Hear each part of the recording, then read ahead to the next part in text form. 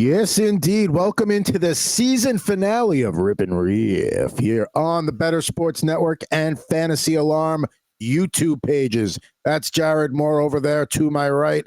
I am at Pucking Thoughts. He is at Mr. Jared Moore. Jared, we're episode 25 here for season one. It's been quite the run. It's been quite the run. Hopefully this is a much better hopefully this season finale lives up to the hype that you remember. I'm sure you remember this when you were younger.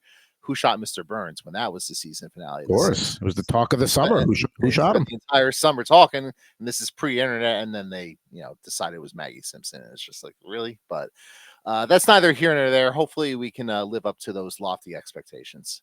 No, I mean, that was probably the biggest one since Who Shot JR back in the Dallas TV show back in the 80s. So there you go.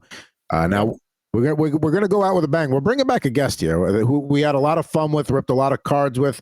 You know him on the Fantasy Alarm and Better Sports Network YouTube pages. He is at Coop Fiasco on Twitter. Andrew Cooper.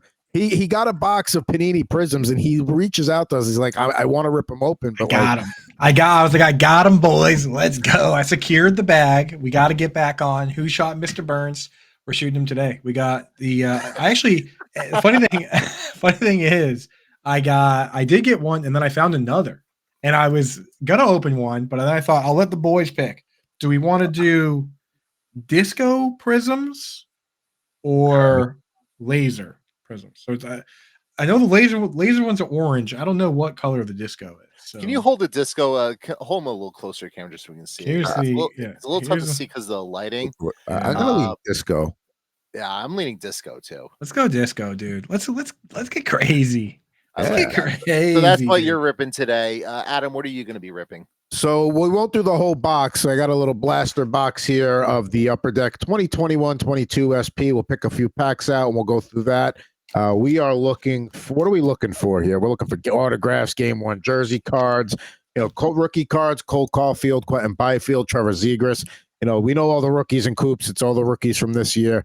We're excited to get through those packs and do a few hockey. Now, Jared, we don't know what you're ripping today. No, we don't. You know me. I like the mystery packs and everything. A couple weeks ago, we did one of these bags here. I did rip the bag open, but I haven't actually looked inside yet. Just save a little bit of time. So this one is like 2 mystery packs plus an autograph card. So we could open that up and also kind of see what cards are in that pack. But I've been sitting on this one mystery bag for a while now, which is 8 mystery football cards and a listing I bought on eBay. So it's just total mystery. It's total shot in the dark. They promise, 1 to 3 quote unquote hits, whether like it's an auto, a patch, at least 3 rookies or inserts. So I think what I want to do today is kind of see what we have here and then go with, opt to go for the mystery box. Because if it's just like base MLB cards in here, I'm not sure I necessarily want to do that. I think I'd rather just get everything out in the open. You open it up, it's just all kid reporter cards. Yep. Yeah. Exactly. Yeah. Definitely don't need any more kid reporter cards. Haven't heard back from Panini, by the way. So unreal crap. Utter crap. What a surprise there. So I think Coop, since you're our guest and you were the one who, I don't know, for some reason you've been the only person who's requested to come back on the show since. I'm surprised, man. I'm surprised. And for next season, I have a guest that actually watched the show, a local guy here that is also part of the fantasy industry that reached out to me and said, "How do I get on the show?" Ooh, so our buddy Gemmo the Icon on Twitter. Nice. Yeah, shout out Gemmo. He was the one that actually hit me up. He's like, Attleboro Walmart's got cards. So these disco prisms, shout out to Gemmo. And for season 2, you know what? Got a name already in the hat for you guys. So all right. Nice. Yeah, I had to get back on. Honestly, since I've been on the show, because I had that was like the first pack cards I opened in forever. I'm in now. I went and grabbed some Dawn. I went and grabbed some Dawn Russes, dude. I got like a little Tank Dell rated rookie here, a little red, nice. Red version. Yeah, I got to. I got a couple Dalton Kincaid cards coming in the mail. I decided to buy some singles of one of my favorites, so I'm in, gang. I'm excited. I have a little bit of an ulterior motive for wanting you back on the show as well, because I'm sure you're going to do a lot of football cards here. We're kind of in dynasty season right now in the fantasy year. I know your show today was about just dynasty football stuff in general, and Adam and I both play and love dynasty. We're definitely looking forward to just like big picture stuff with the off-season stuff. We're clinging to football, man. We're clinging to football Exactly. right now. There's a whole season for baseball and all that. So let's hang on to football. But hey, should we get to ripping? Oh, let's get ripping. Absolutely. Let's go. Let's open some of the football packs, man. The other beautiful thing about having me on is I don't know what I'm doing. I don't know any of the cards. And I get very excited even about the base one. Even about the base ones, though. Like I've seen some people open it like, oh yeah, base, whatever. I get excited, man. Like, you know what? Like I don't have many cards. And the Prizms, that's as nice of a base card as you're gonna get. That's what I'm saying. Base cards right there. So I mean, you're gonna you open anything shiny with cool colors and reflect. Yeah, it's So right off the bat, talk about shiny, good players, cool colors. First one here, Amon-Ra St. Brown. Sun God himself, who I have a share of in one of our dynasty leagues, and man, that is probably the best 4th round pick I've ever made in a rookie draft. I've told everybody that would listen to sell Amon-Ra St. Brown. I was so wrong about this particular player, man. You go through the history of 4th round picks, and the best 4th round wide receiver in like 20 years is Jamison Crowder, right? You got to go all the way back to Brandon Marshall. I really did not think this guy. I thought he would just end up being the next Tyler Boyd, being a slot guy. I admit I was wrong, man. I was wrong on him. Happy to have that card now. Yeah. See what he does in the NFC Championship. Got a rookie Lucas Van Ness, not an insert or anything, just a base rookie. Hey, but the rookie cards, man. All right, here we go. First one here, I think this looks like, so it would be an orange disco. And geez, if I was going to get an insert of a St. Brown brother, I got the insert. I got the insert for the wrong brother. Wrong kid died is what they said on that one. So Equinemius St. Brown with the prism there. So, okay, you know what I mean? I mean, it's a gorgeous card. Unfortunately, yeah, like you said, man, just right church, wrong pew. What are the odds of getting both St. Browns in one pack, though? That's probably if it was 50-50, though, on which one. I really wish it went the other way. But hey, you know what? You look at that depth chart, man. Like, I know it's kind of late for a resurgence, but they got nobody signed. It's DJ Moore, and after him, they have 3 guys signed. Velus Jones Jr., Tyler Scott. Tyler Scott and Equinemius St. Brown. So he might be the second best guy signed. And last one, hey, I'm a tight end guy, the tight end whisperer. Don't know if these are any good, but it's a fireworks card for a guy, George Kittle, playing this weekend. Hey, maybe playing for a Super Bowl this year. So George Kittle, baby. And George Kittle, man, I got him ranked tight end 1 this week for the championship. Really? I mean, you're not gonna. Brandon Ayuk didn't practice again today. The Lions are letting up. They're letting up the most points to tight ends, and just in general have been letting up the most passing yards. You go over to and Debo's not 100% as well. Yeah, right. Debo. Yeah. So did I say Ayuk didn't practice? You said Ayuk. I meant no. Ayuk's good to go. Debo didn't practice. Debo might not be playing. And you look at his over-unders, set at 58.5, which is pretty high for a tight end. And I'm still willing to go over on that with the books. In fact, I might be doing a little bit of a ladder bet this week with the 58.5 and then putting a little money on each way up, $67, $77 yards, because he's the kind of guy that can break off a big play. One big play, you hit all those bets. So I think he hits the 58 just in the normal course of play, and he could have a 50, 60-yard touchdown. Nobody has more plays of 40-plus yards over the last like 6 or 7 years as a tight end than George Kittle. It's not even close.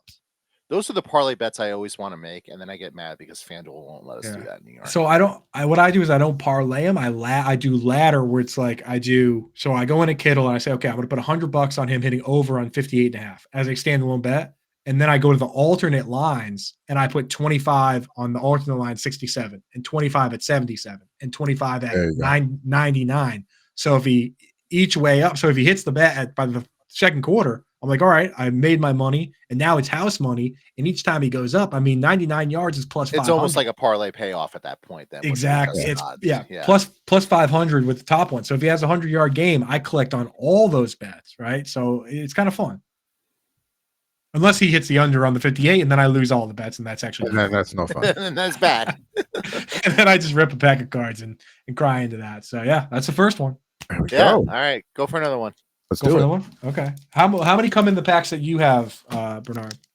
So it's 5 per pack. So we'll definitely do 2, maybe 3 of mine, but definitely 2. Okay. Yeah, I'm down to do as many you guys want to do. I've been, like I said, I've been waiting for this one. So I just pulled it, and big hit already with the one in the back. We're back in the kid reporter hunt. Yeah, baby, let's go. All right, Coop's going. We're going to the Super Bowl, baby. I don't want to steal your thunder, dude. Jared, the kid reporter, more. But I mean, if I go, well, you actually have a kid, so yeah, it's a little more justifiable in your case. That's why I checked. Might be a little young, but I checked the rules. Yeah, dude, it's actually kind of a thin. Like, they don't want kids that are messing around. It's like 7 to 13, so it's actually kind of a narrow window, right? You have to be old enough to ask a reasonable question, I guess, which is pretty decent, I guess. Here's a card that lost a lot of value this season. Desmond Ritter. Oh yeah. There you go. Oh yeah. That's not him no favors. Not an insert. No, not unless you want guys who are going to be career backups for the next 6 or 7 years. Yeah. Khalil Mack in the house. All-time great pass rusher. That's right, dude. Can't hate on that. All right, here's an interesting one, and one I'm happy to pull. So, talking about guys that lost a lot of value, and cards lost a lot of value, but you can never go wrong with rookie quarterbacks, man. Bryce Young. There you go. It's one. Listen, the Panthers franchise is a mess. So, like, when people are like, "Oh, Bryce Young's a bust," it's like, bro, take any rookie quarterback and put him in Carolina. They're gonna have the same season. So, like, let's calm down on Young. Right, I gotta see if I can change my lighting here to make it looks a lot better. Why didn't I just do that from the beginning? Okay, Bryce Young, dude. These are some shiny boys, man. I love the mosaics, but I mean, Prizm's on another level. That's one you definitely got to put in a penny sleeve, because if Bryce Young turns it around and that's a #1 overall pick that actually pans out, that card might be worth it. I'm sleeving it. I'm sleeving that one. Why don't you jump over and we'll do a couple of your packs, maybe bounce back to mine. And then a Brock Purdy, but even though it's the back card here, not an insert. So just a Brock Purdy base card. How do you guys, I got to ask you guys where your thoughts are with Brock Purdy, because it's all over the place with this guy right now. Some people saying he's a game manager. Some people saying he's the next Tom Brady. And, very few people living in the middle ground of rationality, right? I don't think he's an MVP, because you have Christian McCaffrey. Christian McCaffrey's in the same bat. You have an MVP candidate that's lines up 3 feet behind you. So, no, he's not an MVP candidate. I don't think he's the next Tom Brady, but I think he's better than just like a Trent Dilfer-esque game manager, he's probably at least a step above that. Right.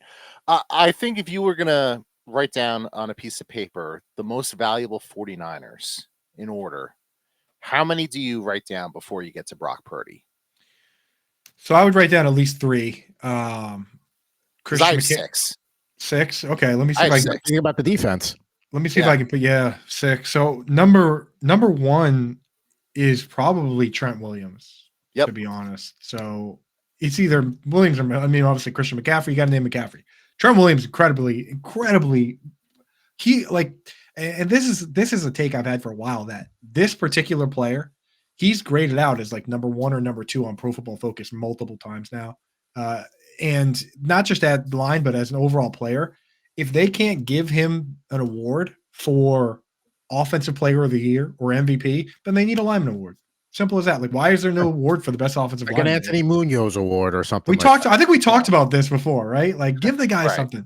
All right, like 500 plus sacks, 500 plus snaps with no sacks allowed. Like, it's unbelievable, man. And he pulls as a tackle. He pulls. He goes out. You see him blocking. He blocks like 2 different guys in the same play, getting downfield. Like, imagine a play where, Brandon Ayuk, who's a thick fella, comes in motion, and then Trent Williams pulls, and if you somehow get by those guys, Kyle Juszczyk comes and punches you in the face, and then you have to tackle Christian McCaffrey. That's why this team's so good, right? After that, Nick Bosa, right? 100%. Fred Warner. Yep. I would argue Debo's more valuable. And you could argue Debo, because the thing about Debo is, like, I look at like what Austin Eckler gets paid, and like, what's the difference between Debo? Like, obviously Debo has a little more route running ability downfield, but like, it's crazy that Debo is such a valuable player, gets paid as such, and guys like Austin Eckler don't. You know what I mean? It's kind of interesting dichotomy between players like that. Right. I think Adam nailed it. Like, he's better than like your journeyman, like your Brad Johnson types, but like, I mean, he's probably the 6th or 7th most important piece that they have. And like, he's a good piece. He's probably not going to lose you the game, but I don't know that I don't know he's going to necessarily win the game either. And I'll tell you my concern for his collector's items, and which of course is what this show's all about. If you're going to have concern for a guy like that, think about what happens when things go south with NFL teams. Like, let's say they don't win this year, and they don't win next year, and they don't win the year after that. The blame falls. Now he's making $50 million and right. Can't keep everybody else. The blame falls. The axe has to fall on one of three guys, right? It falls on the GM, the coach, or the quarterback. And Kyle Shanahan, it's not going to fall on him. And they love the GM. You know what I mean? It's almost like you look at it and say, okay, I mean, like if the big shakeup ever comes, who's going to get shook up? I have a hard time saying it's going to be the coach or GM. So that's what worries me a little bit about the collector's items. But I think he should be, as long as they keep winning, he'll be fine. Yeah. And if you ever had a team that was going to churn through rookie quarterbacks and as opposed to, paying a Brock Purdy, $45 million a year on a second contract, if you ever had a franchise that was just going to churn through these guys while they're cheap and then move on to the next one, like they found Brock Purdy with the last pick in the draft. You don't think they can find somebody in the 2nd or 3rd round in 2027, 2028? Sam Darnold looks in this offense. I mean, that tells you everything right there. I'm still not convinced that Trey Lance isn't good. Right. We haven't seen him. So, and it's the ego of Shanahan and these type guys that says, like, you know what, like, that's all it would take. That's all it would take is for Shanahan to say, hey, you know what, maybe this guy isn't that good, and I'm really good. Because, I mean, that's Alex Smith was winning 12, 14 games with the Chiefs, right? Yep. Right. And which kind of blinded us. And it's weird because, like, yeah, they were winning, 11, 12, 13 games. Like, they got to a Super Bowl with Jimmy Garoppolo as the quarterback. And the whole reason that they traded all those draft picks to get a Trey Lance is because they were looking for someone with, like, that Patrick Mahomes upside. So, and now they're back to just, like, putting the guy, and it worked out with Purdy, but. Yeah. Exactly. Like if I'm going to go out and really do a personal collection, if I'm not a 49ers fan, of course, if you are a 49ers fan, then just go crazy. But like, do whatever you want. If I'm going to go out in personal collection, I want to see a guy get extended, right? Like Patrick Mahomes has crazy roots now in Kansas City. Like he's on the path to, if it ever happens for life. Exactly. And if at the very end, maybe he does a Brady or a Joe Montana or a Peyton Manning, but like you got 10 more years, right? So there you go. You want to do a couple? You want to do one or two more of yours? Yeah. Well, is that what we go one in order? Like we're not going to come back to me, right? Oh no, we tend to If we're not coming back to me, then I'm going to keep ripping. Let's rip. I want to see some more of these. Let's rip. All right. I want to make sure I get as many shots at the kid reporter as possible. Is where I'm at, dude. Nice. I didn't 2 boxes. You got a lot of shots at it. I didn't put the Equanimous in a penny sleeve, but I put the kid. I put the kid reporter in a top loader. Nice. That's your chance. You gotta keep safe. My chance to go big, dude. To get the real questions asked. All right, here we go. First one. Kareem Hunt, free agent this offseason. So kind of a dicey. Yeah, and kind of went into the season unsigned. The only reason he got signed was because Nick Chubb tore every ligament in his knee. And his familiarity in Cleveland, yeah. Exactly. This might be close to the end of the road for Kareem Hunt. That could be a Kareem Hunt class card. Right. And you got to think about some of these cards in terms of like he's got the incident on his record where he kicked you know what I mean? Like those, like Tyreek Hill cards are never going to be as valuable as they could have been, right? Yeah, probably not. But I mean, Tyreek Hill and Kareem Hunt, there's a big disparity in there. Obviously, yeah. Kareem Hunt did lead the league in rushing yards that 1 year. Right. Dorian Thompson Robinson. I thought that was a Jason Campbell rookie for a second. When it kind of does look like him. I was like, what? Yeah. So yeah, there you go. That one. Not super, yeah, probably not a rookie card that you're necessarily looking for, seeing as they were wacko for Flacco down the stretch, but yeah. That turned out real well for him. Right. And then we have it worked until it didn't. Yeah. Then we have a silver prism here. Ooh. Dylan Horton. So rookie, I believe. Okay. Yeah. Rookie for the Texans. Not too shabby. There you go. All right on that. Looking for Will Anderson, but we'll take a little Dylan Horton there. rookies we like, and then a guy that I'm hoping bounces back. This is a player that when I hear this in fantasy football, people start saying this. I start saying, okay, there's value to be had there. People are saying Darren Waller, never again. That's what I hear people saying. Never again will I draft Darren Waller. And I heard that many times. I heard people say that about Dalvin Cook. I heard people say that about Joe Mixon. I feel like he gets a pass this year. I mean, that Giants offense was just it was bad. Yeah, this year the whole team gets a pass this year. I feel like next year he does the same thing. Now, okay, now I'm out. But, well, he did mention, he's got the potential. They say a potential genetic issue with his hamstrings. Which, I mean, you know what? In fantasy football, at tight end especially, I'd rather have a guy with upside for X number of months and then the replacement value guy than just go with a replacement value guy the entire season. So. Yeah. Sometimes like a few games of upside is worth it for me. So I'll be back in on Waller. Jared not happy about that. 52 catches for 550 yards. I mean, that's what Waller had this year. That's all he had this year. One touchdown. He's 31 years old. How many games? How many games? That's a good question. 6 or 7, maybe. No, he played more than that, but he missed a good chunk. He missed a big chunk in the middle. Came back briefly. 12 games. 12 games. All right. So, I mean, you got to look around the tight end landscape. You project that out to 17 games. Even factor in that he was banged up for a few. There is some upside there. And I get the hesitancy, but I think he's going to, if he falls outside the top 10 tight ends, now you're talking about taking him as a second tight end and watching 1 or 2 games and dropping him, right? Which I can stomach that. I mean, the best argument I can make for him is the Giants are probably going to have a new quarterback next year. I mean, Daniel Jones will probably start the year at quarterback, but I think they're going to draft a quarterback. And I mean, the offense can't possibly be any worse than it was this year with the Tommy DeVitos of the world. But I mean, guys generally don't get healthier as they get older, and he's going to be 32 next year. Well, I mean, he did take a couple of years off there.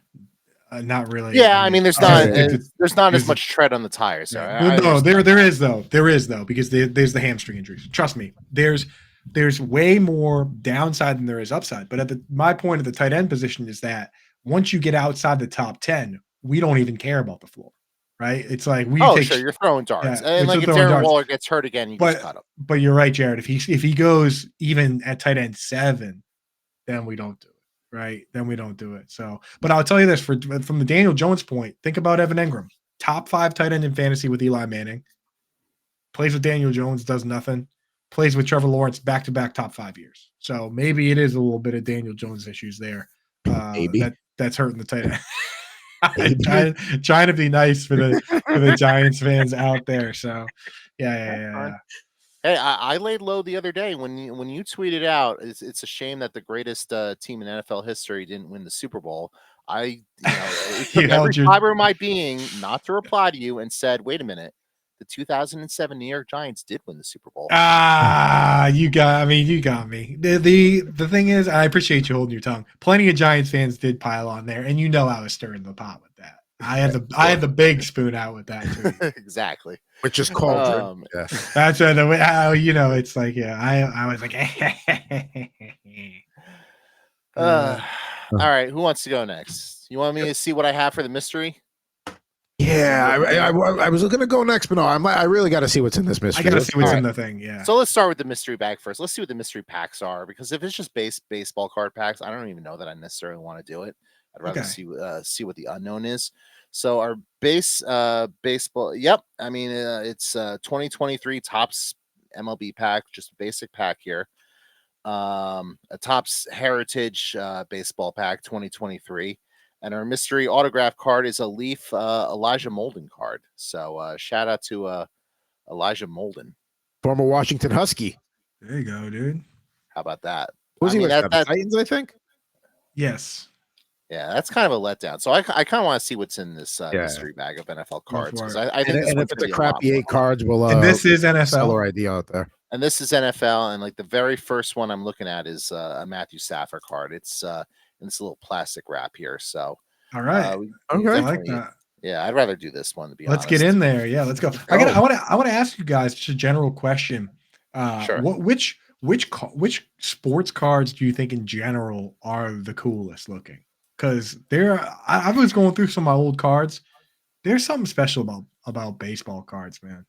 I don't know why. Like some of these just some of the action shots you get are kind of sick. Like I feel like for the older stuff, it's baseball because baseball was the first big card. Like now, it's probably football and basketball, but it was baseball forever. So they would be the first ones where you got these cool designs. Where like the first few years of like football and hockey and basketball were kind of like generic. Where baseball was experiment with their designs, and they have some of the more iconic designs too that you just know. Oh yeah, that's tops 87. Yeah. What do you think, Jared?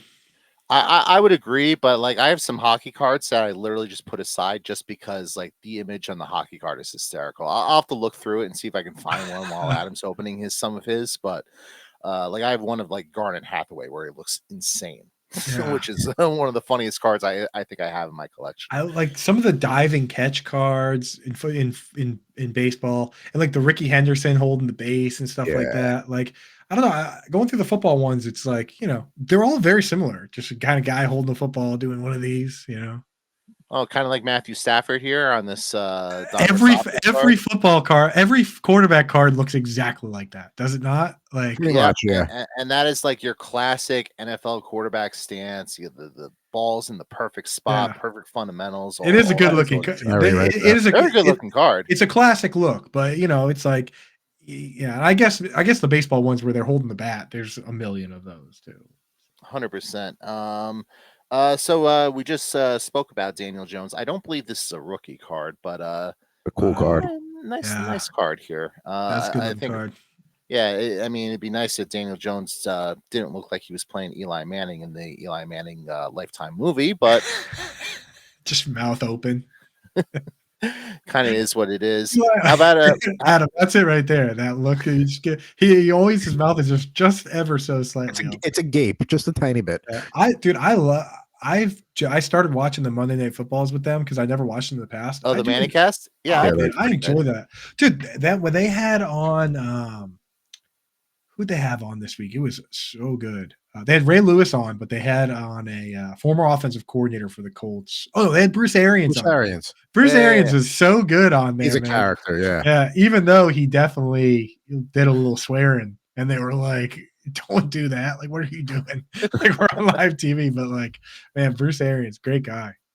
Yeah. Guy I kind of wish had a longer career. Unfortunately, his career cut short due to injuries, but Panini Prizm draft pick Sony Michel card.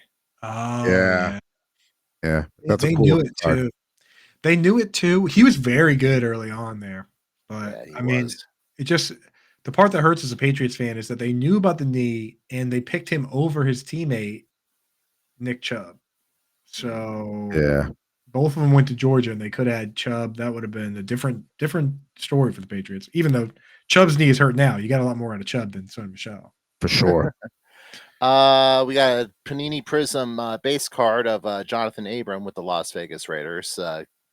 One of their first round picks that never really panned out. It's just the Raiders are good at that. They make a ton of first round picks, and a lot of them just bust out of the league. Trevon Mayrig was on that path, and then this year he took a big step up this year. He played well for them. I thought you said Jonathan Abraham at first. I was like, that's a good card. John Abraham? John Abraham would be a great card. John Abraham was great. Yeah, I thought you said John Abraham. I was like, oh, you don't like that card? Falcons defensive end? John Abraham was good to miss like 4 to 5 games a year every year, but the 10 to 12 he played, he was 10 sacks. 10 sacks in those games. Yeah. Yep. We got a rookie card here, Luminance Zamir White card here shown with his Georgia Bulldogs colors there. He looked all right when Jacobs was hurt. He definitely filled in pretty well. That's why teams don't pay running backs, man, because fast. Yeah. Dave Kluge today on the show was singing the praises on my show earlier today, singing the praises of Zamir White. And I know our own John and Pemba's big too. So don't lose that one. I traded Zamir White in one of the dynasty leagues. I tried to acquire him earlier this year, and I didn't. And now I'm kind of wishing I did. Yeah. Sometimes you swing and miss, though. Like, you see a guy who you don't necessarily think is going to get an opportunity. At the time, it's like, well, Jacobs is in camp.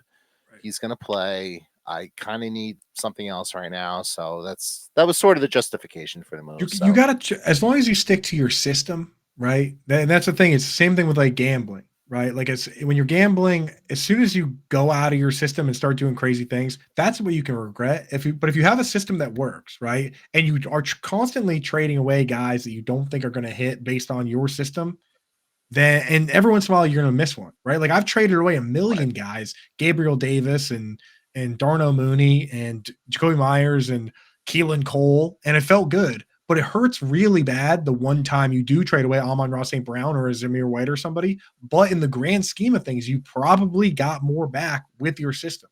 So you just got to stick with it, man. I whiffed on Devontae Adams doing that. I had him, and that's how I whiffed. Adam, I'm sure you have a bad one over the years as well.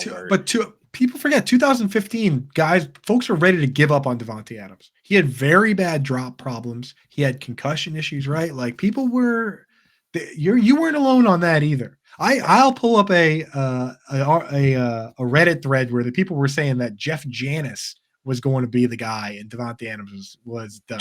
Jeff Janis was definitely a Matt Deutsch late dynasty poll. No question. I'd draft Janis Joplin before I would draft Jeff Janis. Jeff Janis owns a very successful tire shop now in Michigan, in case you're wondering what he's doing. He's like Lou Brown from Major League when he gets the call. I don't know. I got a guy in the other line who wants some white walls. Yeah. That would be like the replacements, Jeff Janis, where like, he's like, he gets the call. Next thing you know, there's a tire rolling down the street and somebody's like, hey, what about my car? He's like, I gotta go. Aaron Rodgers calling me. We got a rookie card here. Panini Select, a player who had a moment a couple weeks ago, Amir Smith-Marset. Then pictured with the Minnesota Vikings. Yeah, he's with the Panthers now, or I think so. Yeah. He had a big play in one of their games late in the season. Yeah. He was the kind of guy that I was interested in from a deep rounds because he had he got in trouble. He got like a DUI and he also hurt his back. So I was like, you know what? Might as well take a shot on this guy rather than guys that are just no good. A Topps Strata numbered rookie card here. This must be one of the hits in the pack. Pretty good player. I mean, he was in the league for 7 or 8 years. Former first-round pick, Ziggy Ansah. Yeah. Good pass rusher, good D lineman. Yeah, numbered out of how many? Out of 99. This is number 93. Okay. Oh, one off his jersey number. Yes, that's always cool. Yeah, how about that? And last but not least, a rookie patch card here. Pretty good player back in the day when he was with the Jacksonville Jaguars. Allen Robinson. Okay. There you go. And it's the Jags. Yeah, and nice little jersey patch right in there. This is a nice thick card, nice thick sleeve there. So, for $15, I kind of feel like I got my money's worth out of this mystery bag here. I think so. Yeah. I wasn't really expecting a whole lot, so you can't complain. Going back to the number thing with the Ziggy Ansah, should have been 94 or whatever. The concert poster you see behind me, the Metallica one up there, it's numbered out of 2000. It was from the first night of their 40th anniversary shows, and the number is my birthday, 0508. Oh, that's sick, dude. And it's literally luck of the draw. My buddy he was there early. He got the poster for me, and then it ended up being my birthday number. So that was pretty cool. Wow, that is awesome, dude. Yeah. So it's cool. Sometimes you want like specific numbers out of a number for whatever reason, but yeah, we ready to do some hockey now? Let's do hockey, and obviously we got the mystery slabs later, and I know you got a starting lineup. Coop probably dying to do some more football cards. Yeah, I'm thinking about it. Yeah, there's we want to say on the birthday thing. There's in the bourbon collecting world. I do a little dabbling in that. That's a big thing with the Blantons because it says Blantons is good. Yeah, well, they say what day they're put in the barrel, and people it's a big thing there's like a whole swapping network, people trying to get their birthdays. Blanton's is good stuff. I like. I'm not a huge. I like bourbon. I'm not a huge bourbon guy, but yeah, Blanton's is very nice. Blanton's is the perfect gift to give somebody that likes bourbon or not, because it's not super. It's not like 130 proof, right? It's smooth. It's smooth. It comes in a very cool looking bottle. Right, the round bottle, so it's it checks all the boxes for like a nice. It's hard to find, but you can find it, right? So it checks a lot of those boxes. Shout out Bland's. I didn't even know they named bourbon after Joe Blanton. Yeah, shout out to the early 2010s Philadelphia Phillies. Some guys open up tire shops, some go and open bourbon distilleries. That's right, I mean, you dude. can go a lot of ways. All right, so I got 8 packs in the box. We're not going to do all of them. So, Andrew, pick a number between 1 and 8. Let's go with 8. Let's go right for the back. Then I'll let Jared pick the next pack between 1 and 7. As we said, we got 2021, 22 Upper Deck SPs here. Let's see what we got. What's the chain? What's the big? What would be the monster hit here? I mean, it's the rookie class is still TBD. I mean, a Trevor Zegras would be a good one. Quentin Byfield, Cole Caulfield. Those are the 3 I would say would be your big ones there. Cole Caulfield. And we do have an SP rookie authentic, but not one to see what we got here. Whoops. Almost dropped them everywhere. All right. Current New Jersey Devil, but pictured here as a Montreal Canadian. And I think he's been on an okay acquisition. Jared could talk more about it. But Tyler Toffoli. Yeah, Tyler Toffoli, longtime veteran in the NHL. He was with those Kings teams that won the Stanley Cup back in like 2014. Very good player. Just had a hat trick the other night against the Vegas Golden Knights. I think he's up to 20 goals in the season now. He's a guy they might re-sign. They're probably looking to. I mean, he's a little bit older, so not the greatest skater in the world anymore either. But hey, he's a guy who can put the puck in the back of the net. By the way, I found that Garnet Hathaway card with that insane look on his face. So I just wanted to show you off. That's good. That's what's up, dude. Yeah, that's one that's not going to be like worth like a lot, but like that's one that like you're flipping through the personal collection and you smile on your face every time. You know he 100%. Has one of those. You know he owns one of those too. 100%. All right, next we got Nikita Kucherov from the Tampa Bay Lightning, who just quietly goes out and scores 40 goals or more every year and is the straw that stirs the drink in Tampa. Might win the Hart again this year. Good player, an MVP caliber season. It's probably going to be him or Nathan McKinnon. I was so very jealous of those Lightning teams for years when I was because I'm a Bruins fan, and for a long time, especially with Claude Julien, like we would just muddle the puck. You know what I mean? It was win games 1-0 when we win, and the Lightning were just so fast and all over the place, ripping shots. That I just, it was like I was very jealous of like Kucherov and Stamkos and everything they were doing over there.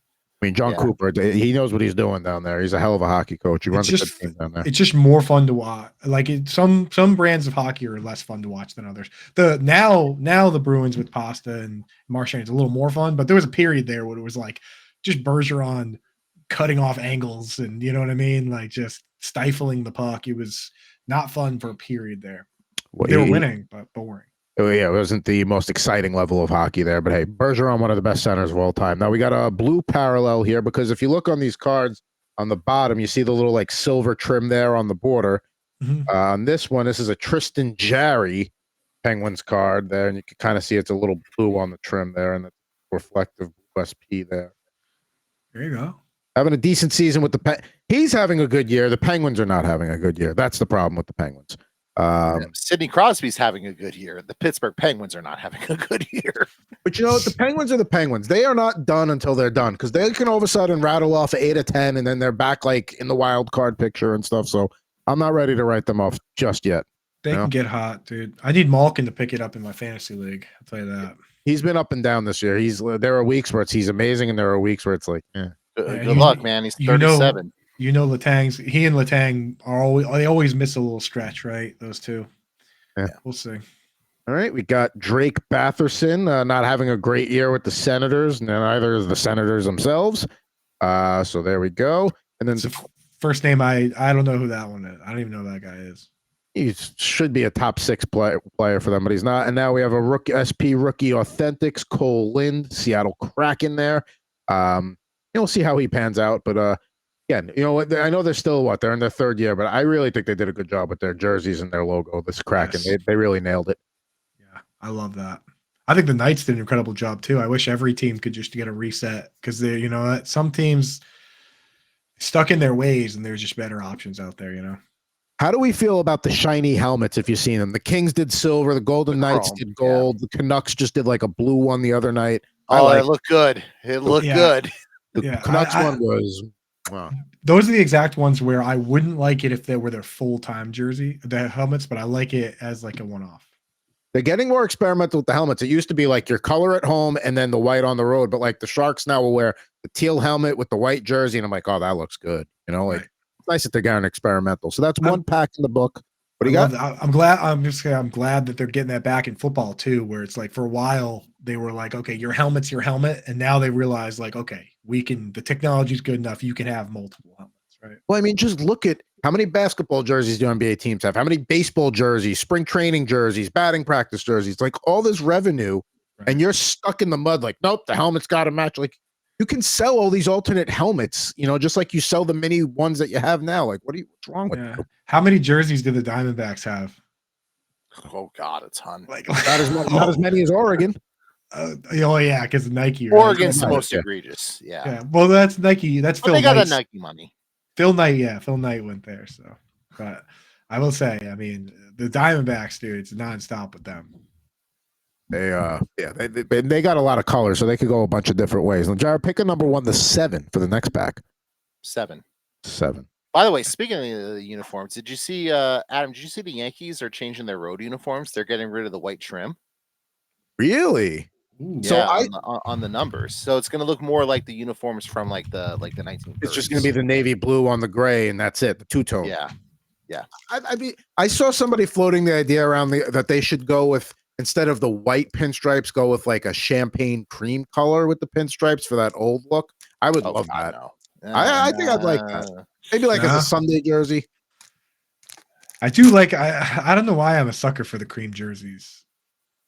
So the jerseys, the baseball jerseys I love are the road jerseys from the 80s when teams would wear baby blue on the road, like the Cardinals, the Phillies, like that. That's what I would. Yeah. The Phillies ones the Phillies baby blues are cool. I like those ones. Now we are start this pack off very strong with a guy that was already talked about as having a good season on a team that's not, Mr. Sidney Crosby. There he is. What a great guy too. The guy just quietly goes out and has a top 7 season every year. That's all he does. You know? I like him a lot, man. Top 5 player all time. I mean, Crosby is one of those guys. He always used to drive you nuts with how much like he'd cry to the referees and whatnot. Yes. But like now that like it's the later stages of his career, you just appreciate him while he's here, man. Bingo. I actually got to meet Crosby once. He was a cool dude. Yeah, I've heard nothing but good things of like the charity stuff he does, to how he treats the staff there. Like, you know what I mean? Like, apparently he's just like a really good dude. He's one of those guys where, like, as a Ranger fan, like, oh, I can't stand Crosby, blah blah blah. And then I worked an event for work with a credential, and I got to work with him, and it's like, oh, he's like the nicest fucking guy on the planet. It's like super chill and like talks to you like you're a normal. Like, I can't dislike you anymore now. I know, it sucks. That's like Peyton Manning now. For a long time as a Patriots fan, he hated him, and then now it's like I look back and I'm like, okay, those commercials were funny, and you know he's a good guy. Yeah, that's how I'm starting to feel about like Jason Kelsey. Like you go down I've been going down that YouTube rabbit hole of watching the Kelsey brothers do their podcast, and if you saw the clip on social media of Jason talking about like when he was going to like take his shirt off and in the Buffalo crowd, and just the story he told there, and his wife's like, no, we're meeting Taylor today. It's like, no, I'm just gonna do this is what you signed up for, babe. Like, listen, you're the new person in the family. I don't care if you're Taylor Swift. You adjust around what we got going That's on. Right, dude. You're choosing to be a part of this craziness. We're not asking you to be a part of it. What a dude. We got a Seattle Kraken again. Mr. Philip Grubauer not having a great year for them as Joey DeCourt has taken over as the guy in the crease there. Still a cool looking jersey. I mean, the cards are pretty basic looking with the white backgrounds, but it works, I feel like. Right. All right. We got Alex DeBrincat, who, people said he whined his way out of Ottawa. He's pictured with the Blackhawks here, but then you look at what Ottawa's doing this year, and it's like, oh, maybe he knew exactly what he was doing, and got off to a strong start with Detroit this year, cooled off, but he's still putting the puck in the net occasionally. He's one of those guys. He's your classic goal scorer in that. Yeah, he's going to put a lot of pucks in the back of the net, but those guys are streaky, man. Yes, like they are. I just talked about Tyler Toffoli. He was just on a cold spell before he just started heating up this well. Like DeBrincat's going to, obviously, he's a veteran. He's going to start putting the puck in the back of the net again, but it's going to come in bunches. You just kind of have to deal with it when you have a player like that. Got 2 more cards to go here. Let's go down to Carolina. Take a look at Teuvo Teravainen. Good player for them when he's in the lineup. Very good player. Yeah. One of their better players in franchise history, if you actually think about it. I mean, factoring in the Wild too. Yeah. And we're going to close this pack out. We got an authentic profiles, Mr. William Karlsson, aka Wild Bill from the Vegas Golden Knights, who is just one of those centers that he has a long career because you can put him anywhere in the lineup. He could play in your top line. He could play on your fourth. Like he's like a Swiss Army knife center. He's a good guy to watch play too. Yeah. I like the Knights, man. I got to get out to a game because just the atmosphere over there looks so much fun, man. And they do the show like this. Obviously have. Oh, you been? I've been to the Fortress, yeah. So I went. So before pre-child, I would travel to see the Rangers a little bit more. And one of my Ranger road trips was Coyotes, Grand Canyon, and then Vegas. And it's exactly how you would picture a game in Vegas to be. Like the pregame ceremony is way more done up than your average Tuesday night Bruins Hurricanes game. Like it's absolutely worth, like, it's like some places you might go and you're like, that wasn't really worth the trip. Even if your team gets crushed, it's still a fun environment in Vegas.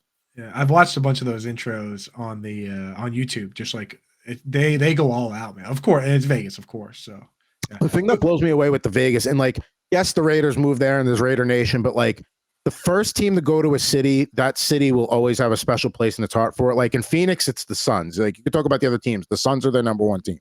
Yeah. On a Vegas Golden Knights game day, and I'm not even talking playoffs, I'm talking like November 3rd. Walk through a casino, and all the people dealing cards or whatever, they're all wearing Golden Knight jerseys or T-shirts or hats. Like, and it's not just one casino. Like, it's the whole town really embraces the team. It's really cool to see.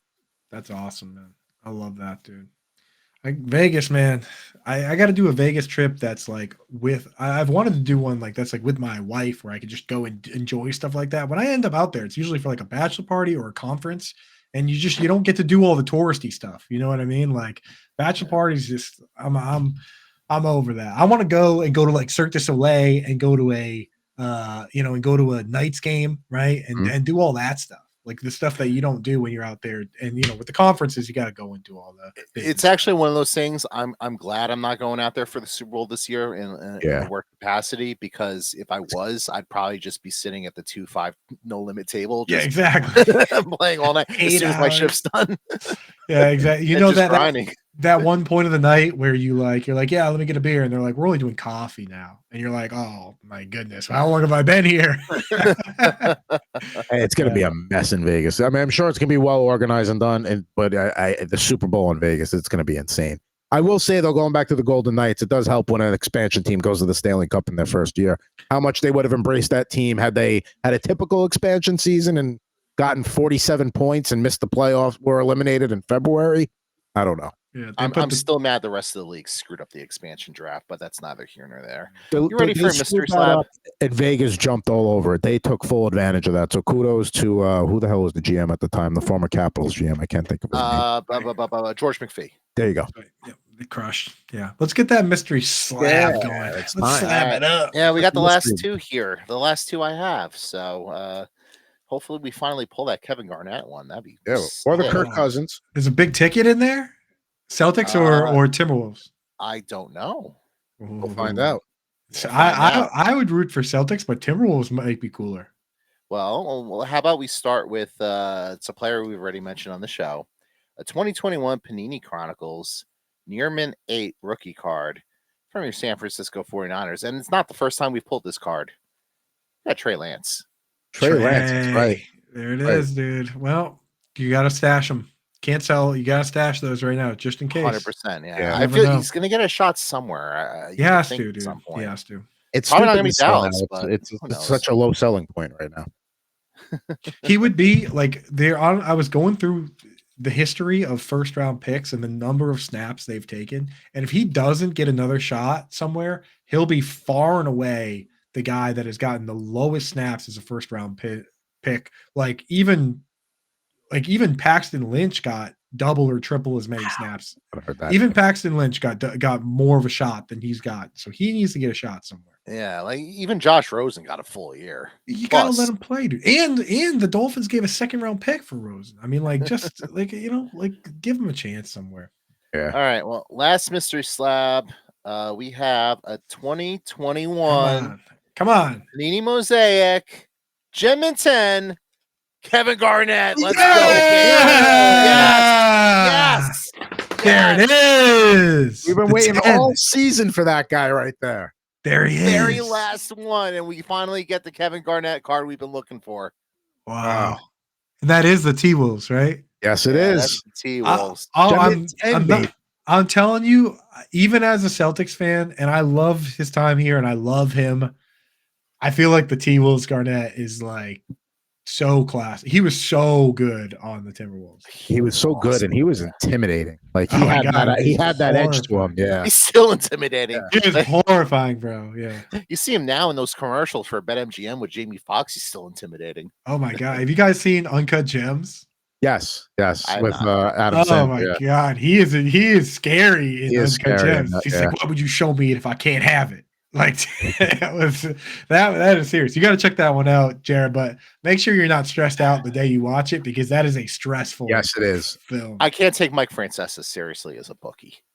Yeah, He honestly wasn't bad in as his cameo. He wasn't that, and I'm He's not a all right. Francis guy, but I'm gonna be like, not bad for you. Got to keep the bar low. But Yeah.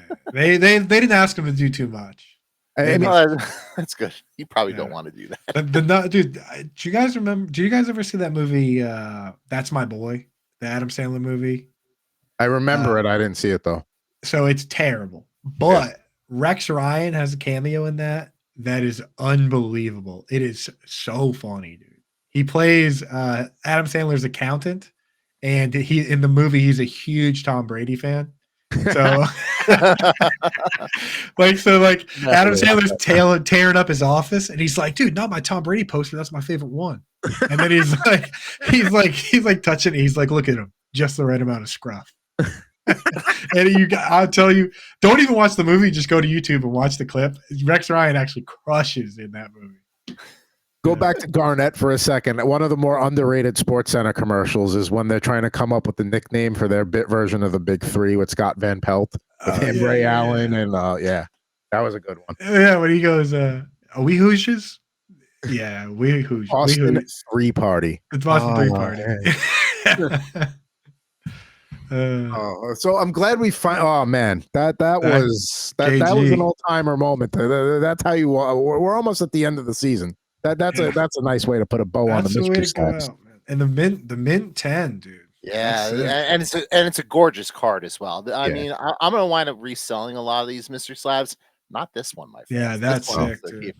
That's the one you put like in the fire evacuation box. Like you keep that one safe. When you're sitting there and you're like, do I grab the cat? Do I grab the box? And then you remember the Garnett cards in there. I gotta grab that, and I gotta grab the Dame rookie card. Dame rookie, that's another one. Now, before we get to, speaking of cards like that, before we get to starting lineups, I just saw this on Facebook before I started recording. I want to throw this up on the screen. So here is a guy who got a jersey card. It is Rob Niedermeyer from a season he was on the Sabres, but pictured as a devil. But the jersey is from when he was on the Ducks. My question: clearly Ducks. Would you take a Chase Claypool Bears, Dolphins, Steelers card of the same fashion? The ungulate card. I mean, not anyone but Claypool. Dempster, by the way. Not anyone but Claypool. There's got to be better examples than. But I mean, to get like the trifecta of like nothing matching on a card. Right. Yeah. That is something, dude. And especially because it's no other team in any other sport even has that color as that Ducks jersey, right? Yeah. Like it's so clearly that weird, the Ducks, right? Yeah. It was, I thought that was very entertaining. Now, today's starting lineup. Now, since you've been with us, we do what's called the figure 5 now. So there's 5 total questions for you to figure out the one that I have here. So you and Jared can divvy it up however you'd like. I told you guys beforehand it's a baseball one. I think we go back and forth. So let's go back and forth. We get 5 each. I think we get 5 each, and we go back and forth. And if you get 10 questions, you better get it. So it's a classic doubles, which was a series they did where they would either take 2 guys that were peers of one another, let's say like a Mike Piazza and a Pudge Rodriguez, or like a college jersey and a pro jersey like John Elway. There was a Stanford Denver Broncos one. Okay. This one is baseball, minor league, major league, same player. So it is one player. Okay. Interesting. So was it like yes or no questions only here, or are we just guessing who it is? No, No, you no, can no, ask. You ask questions to get to where it is. But I mean, Yes. like, So I'll start it off. Is this player a Hall of Famer?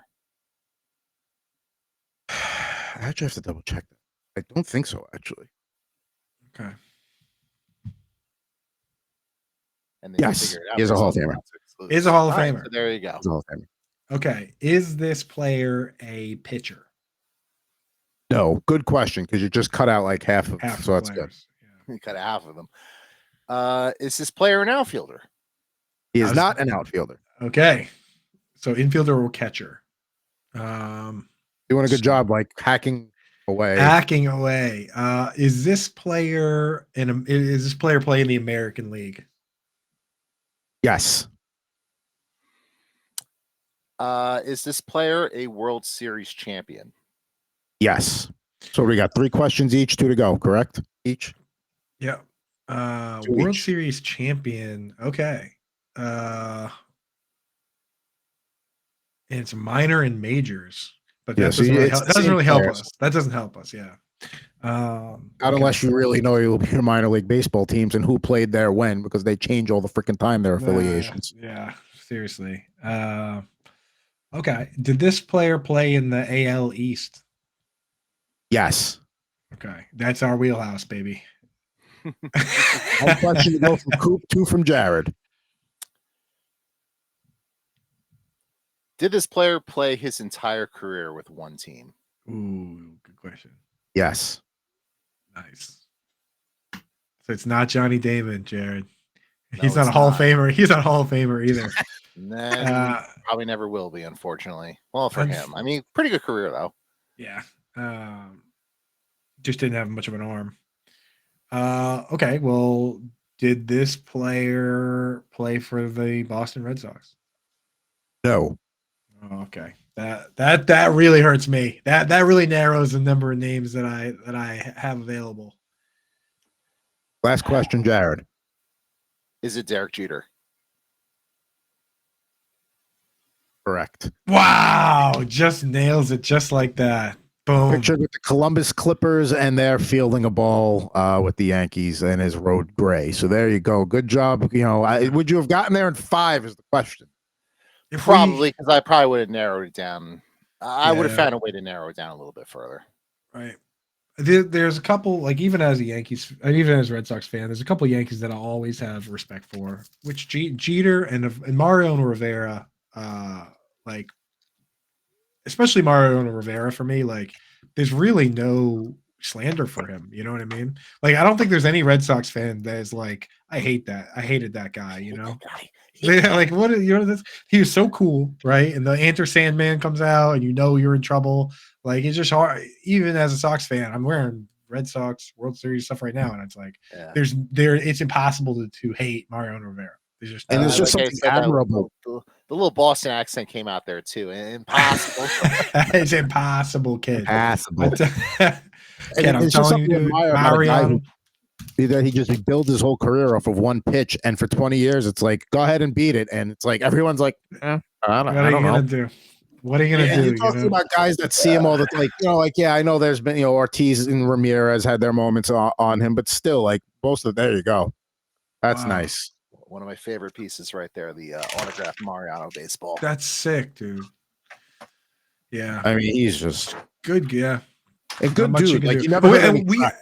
We had so many guys to hate. That's the thing. That there were so many Daryl Strawberries that like you didn't have to make up guys to hate. You know what I mean?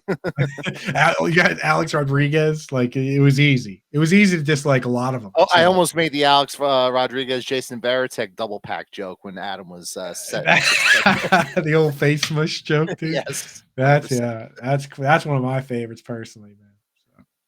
I mean, like even Pedro, when Pedro was at his peak, where you knew, like, all right, they're not beating. Like when Pedro would just go out and win every 5 days. Like I didn't hate Pedro, I hated that he was so dominant. But I was like, this is cool to watch. You know, that was my favorite era of baseball. Just when Pedro would pitch, and they would post the K's up there, the backwards K's and the K's, and every few minutes they would show it, and it would just be like 15, 16 of those up there. And you're like, like you could catch the game at any time when Pedro's pitching, and then you wouldn't even, you just, they would show it and you'd be like, oh my goodness, dude. Still probably the most dominant starting pitcher. Like at his peak, I mean, it's probably like him, disgusting. Roy Halladay.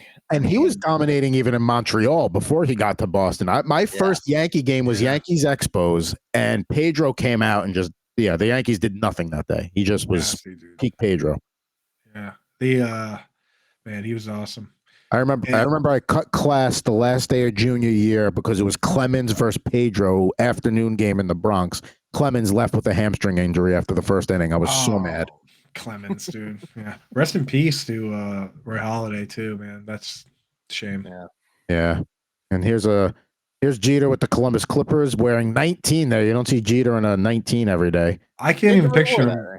I can't even picture him in the minors, dude. To me, he just was like, in my mind, the day he showed up, he was the captain, right? Like it's hard to picture those guys coming up through the minors. There really wasn't like that, like Derek Jeter growing up period. He kind of just like came ready out of the box, Right. Yeah. And like some of there was a while there where it was just like, I don't know. I felt like guys would just come straight out of high school into Major League Baseball, like John Olerud, Only guy to wear the batting helmet in the field because he had to. And then look how young Jeter looks in that Columbus Clippers there. He looks like a little leaguer, dude. They couldn't find him a jersey that fit. What the heck? It looks like we're going to get you the size up because you're going to grow into this season. I'm not buying you too. Where the pitch hits his shirt and doesn't even hit his body, and you argue about it in Little League. That's like such a Little League move. Yeah. It like flaps in the wind. It flaps in the wind, and the ball hits it, and you're like, dude. First, and I'm like, get the hell out of here. Get the hell out of here. That's the jersey Jeter's got in that one. Nice. Oh man, and he will join the starting lineup studio audience where you did it NFC Championship and AFC Championship edition today. We got a 99 Jerry Rice, 98 Barry Sanders, 98 Vinny Testaverde, and a 93 Joe Montana, all of whom played in either an AFC, NFC, or both championship games. So we and those are actually the jersey matchups for this week too. So got real authentic there. Hell yeah, that looks great. That's my all-time favorite football player right there, Barry Sanders. Me too. None of my all-time favorite players in any sport are on Boston teams. Oddly, I bet you wouldn't guess my favorite hockey player of all time, and he's not a Bruin. Not a Bruin. Rick, I'm gonna need a hint. I'll give you a hint. He played for the Red Wings. Iserman? Nope. Fedorov? Mm-mm. Zetterberg? Nope.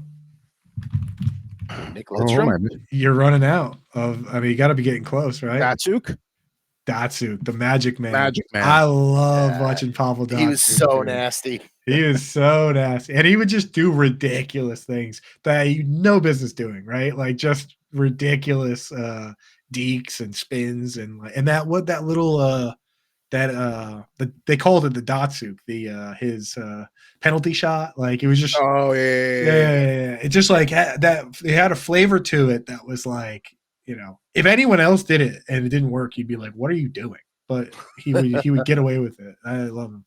He was also one of those guys that like can't why take a face off against him? You're just going to lose it 80 to 90% of the time anyway. Yeah, magic hands, man. Yeah. Who was the player you were going to say there? Mario Lemieux. Oh yeah, that was my initial guess when you said it wasn't a favorite because like Gretzky's too obvious, but like everybody loves Super Mario. And Mario's another one of those guys. But like, yes, as a Ranger fan, and he used to beat the Penguins. He used to beat the Rangers all the time with the Penguins. But like, how do you hate a guy that beats non-Hodgkin's lymphoma and then comes back and has 90 points that year? Like, no even slow down. No, like, oh, he only had 34. No, the guy had a freaking MVP caliber season. Come on, man. Crazy, yeah. The GOAT arguments for him. I mean, obviously it's Gretzky, but I've been compelled by them in the past. Like I've had people passionately argue it to me, and I'm like, you know what? You're wrong. Yeah, I mean, I'm like, you know what? You're wrong. I got all the time in the world for the Super Mario arguments. Let's see what Adam grabbed off the wall there because I'm very curious to see that now. My prized possession, an autographed Gretzky Lemieux from the '87 Canada Cup. They're both on here. Wow. That is sick. And I got this by chance. My parents were in town visiting. I had moved to the North Bay not too long before that. go to do the San Francisco touristy thing for the day. We go to Pier 39. There's a sports memorabilia shop that's having a moving sale. This was 75% off. Wow. Oh my goodness, dude. I was like, yeah, I got. This is why you have a credit card with a higher limit. You know that we're gonna throw that on there. You got to sneak that, dude. Wow. Yeah, I had to run and get that off the wall. It's that is the thing. The first time I had someone house sit for me, I said, if you have time to grab one item for me on the way out the door if the house is burning, grab this. Yeah. Who are you guys' favorite hockey players before we jump? Jared? You got to think about it, huh? I had mine on lock. I'll tell you a big, while you're thinking, another big reason that I love Pavel Datsyuk is my favorite video game all time is NHL. People would think that I'm a Madden guy, but NHL, I'll buy the new one. I don't care if they don't change it. I don't care if they screw it up. I'll buy the new one every single year. I love those games. And Datsyuk in those games was, again, you would just look for the guys that are fast and have deeks and whatever. That's the guy, so classic. But who you got, Jared? Your thinking time is officially up.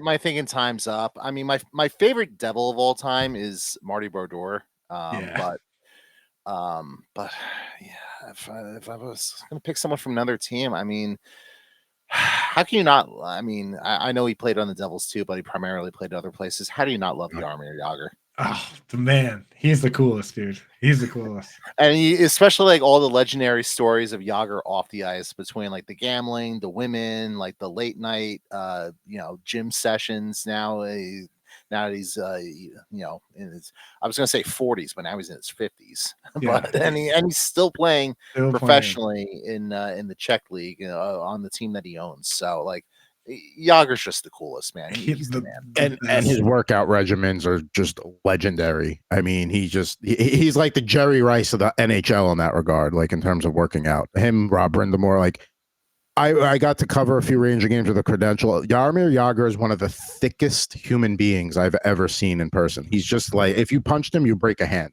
Like that's how it works. Yeah, if you punch that mullet, you'd break a hand. Dude. Yeah. Like the mullet, the mullet he had with the Penguins was like it's an all-time flow. Just amazing. It looks disgusting, dude. And like one of my favorite things with Jagr is like he's been out of the NHL now for like 6 or 7 years. He last played with the Calgary Flames.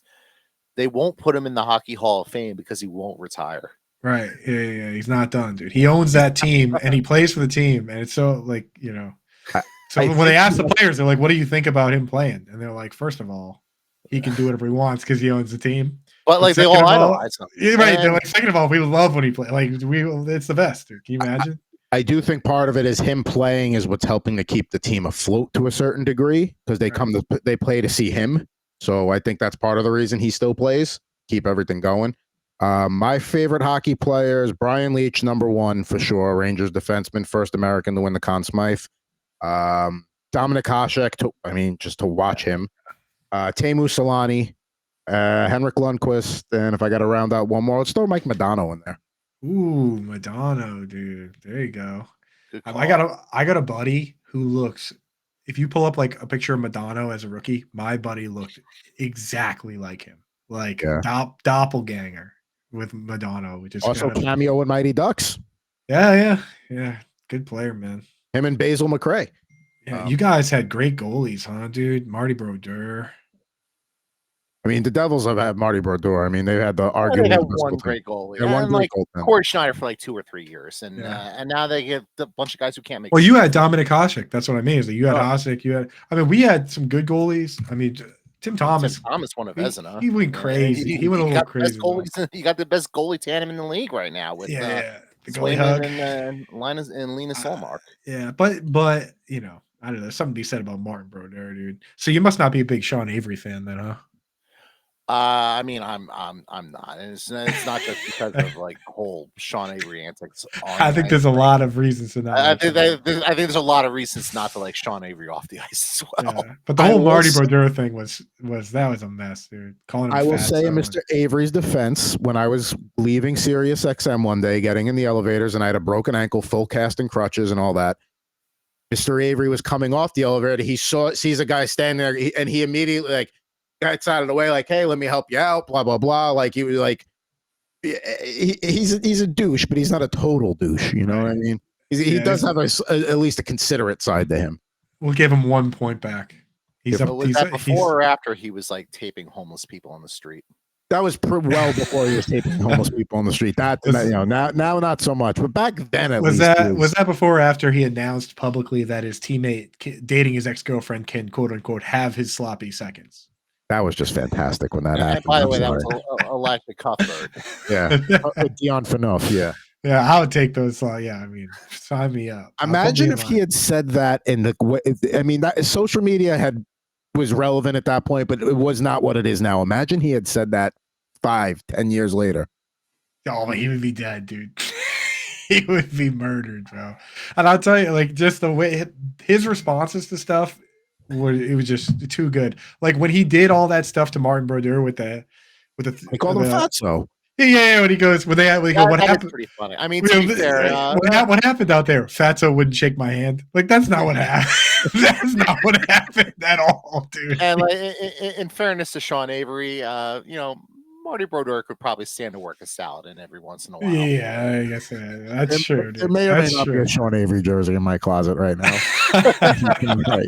Just leave that alone. I tell you, it's I don't like, but Brad Marchand. He's a pest as well. Maybe not on that level, but he's done a lot of stuff like that. He just licks people, so that's fine. On social media though, he murders people too. Though, like he responds. He does body people on social media, which I love. I think I've come around on Brad Marchand in that respect. Right? Yeah. So maybe get a nose job post career.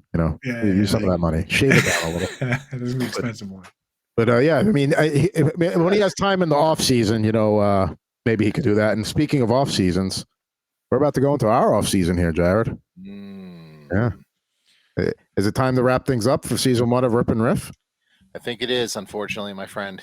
Let's just keep ripping cards. I got more packs. I mean, never let it end. Yeah, but no, incredible season, boys. 25 eps, dude. Just please tell me this season 2. We got to work it in, brother. We got to find a way.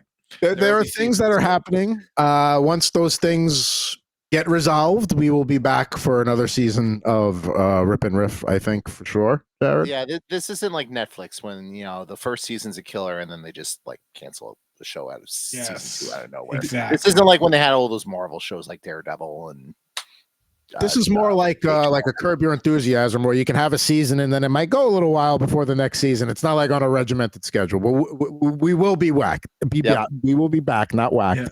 We'll be back. Put me in the rotation, dude. Yes, we're just 100%. Yeah. Let me know. So, and let's do it. And I'll tell you what, I gotta mention, I got 2 requests. Okay. One I already mentioned, my buddy that wanted to go on. The other request, if at all possible, is people want this to be a live show.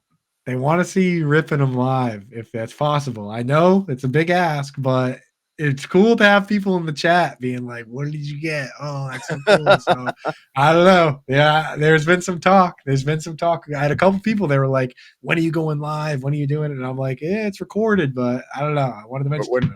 We're not against it, but there are things that need to happen and pieces that need to be moved for that to happen. But yes, we would like to do that. Yes. All right. We can definitely do it live. I'll start doing the video games too. Open up Saturday Night Slam Masters on the Super Nintendo. That is interesting. Yeah. Let's go. Dude. That looks good. But yeah, Coop, thank you so much for joining us and ripping some Panini Prizms and talking Dynasty and hockey and lineups and. No, you were here for the Kevin Garnett. So, I mean, that's a history-making moment in R&R right there. And Jared, thank you for a great first season. This has been one of the highlights of my week every week for the past 6 months. And looking forward to getting back and doing bigger and better things on Rip and Riff in season 2. 100%. Can't wait to do it. And on that note, folks, we're going to be back with you sometime soon here on Rip and Riff, ripping cards, ripping packs, doing all that fun stuff. And stay in touch with us on Twitter. At Pucking Thoughts, at Mr. Jared Moore, at Coupe Fiasco. Back with you next season on R&R.